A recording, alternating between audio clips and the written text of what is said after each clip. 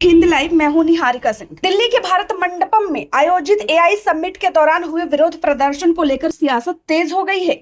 युवा कांग्रेस कार्यकर्ताओं के कथित नग्न प्रदर्शन के बाद अब सियासी बयानबाजी अपने चरम पर पहुंच गई है। एनडीए के निशाने पर कांग्रेस के वरिष्ठ नेता और लोकसभा में नेता प्रतिपक्ष राहुल गांधी आ गए हैं। केंद्रीय मंत्री और जेडीयू नेता राजीव रंजन सिंह ने राहुल गांधी पर तीखा हमला बोलते हुए उन्हें अपरिपक्व, लाचार और यहां तक कि देशद्रोही गतिविधियों से जुड़ा नेता तक बता दिया। आखिर क्या है पूरा मामला, किसने क्या कहा और इस बयानबाजी का राजनीतिक मतलब क्या है, देखिए कि हमारी खास रिपोर्ट में। दिल्ली में आयोजित एआई समिट में दुनिया भर के प्रतिनिधि शामिल हुए। सरकार ने इसे भारत की तकनीकी ताकत और वैश्विक नेतृत्व क्षमता के प्रदर्शन का मंच बताया।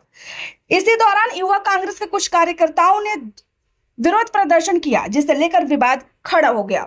एनडीए नेताओं का आरोप है कि इस प्रदर्शन से अंतर्राष्ट्रीय मंच पर देश की छवि को नुकसान पहुंचाने की कोशिश की गई है। जेडीयू नेता और केंद्रीय मंत्री राजीव रंजन सिंह उर्फ ललन सिंह ने राहुल गांधी पर सीधा हमला बोलते हुए कहा, राहुल गांधी की बातें सुनकर हंसी आती है।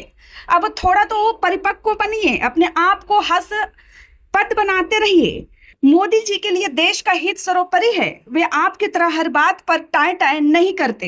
ललन सिंह ने आगे कहा कि प्रधानमंत्री नरेंद्र मोदी हमारे देश के विकास और हित की बात को सोचते हैं, जबकि राहुल गांधी को यह दिखाई नहीं देता क्योंकि उन्होंने गलत चश्मा लगा रखा है।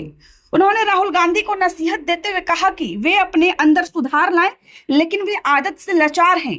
ललन सिंह ने अपने बयान को और सख्त करते हुए कहा कि एआई समिट जैसे अंतर्राष्ट्रीय कार्यक्रम में विरोध प्रदर्शन देश को बदनाम किया गया है। उन्होंने आरोप लगाया कि यह कृत्य देशद्रोह की श्रेणी में आता है और राहुल गांधी को देश की जनता से माफी मांगनी चाहिए। उन्होंने कहा कि जब पूरी दुनिया भारत की ताकत को सराह रही थी, तब इस तरह का प्रदर्शन देश की छवि को नुकसान पहुंचाने वाला है। इधर बीजेपी के राष्ट्रीय अध्यक्ष नितिन नवीन ने भी राहुल गांधी पर तीखा प्रहार किया।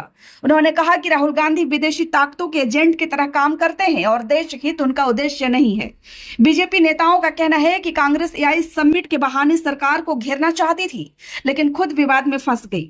ध्यान देने वाली बात यह है कि हमला ऐसे समय में हुआ जब केंद्र की एनडीए सरकार और विपक्ष के बीच पहले से ही तीखी राजनीतिक खींचतान चल रही है।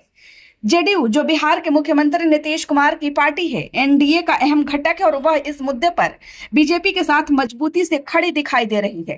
राजनीतिक विशेषज्ञों का मानना है कि यह बयानबाजी सिर्फ एआई समिट तक सीमित नहीं है, बल्कि आने वाले चुनाव की पृष्ठभूमि में विपक्ष को घेरने की रणनीति का भी हिस्सा है।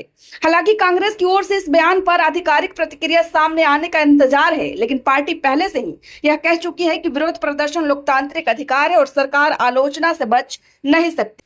यह विवाद अब तो बड़े सवाल खड़े कर रहा है। पहला, क्या अंतर्राष्ट्रीय मंच पर विरोध प्रदर्शन करना देश की छवि को नुकसान पहुंचाना है? दूसरा, क्या विपक्ष की आलोचना को देशद्रोह कहना राजनीतिक अतिशयोक्ति है? एनडीए इसे राष्ट्रवाद और देश की प्रतिष्ठा को जोड़कर देख रहा है, जबकि कांग्रेस इसे लोकतांत्रिक विरोध का अधिकार बता रही है।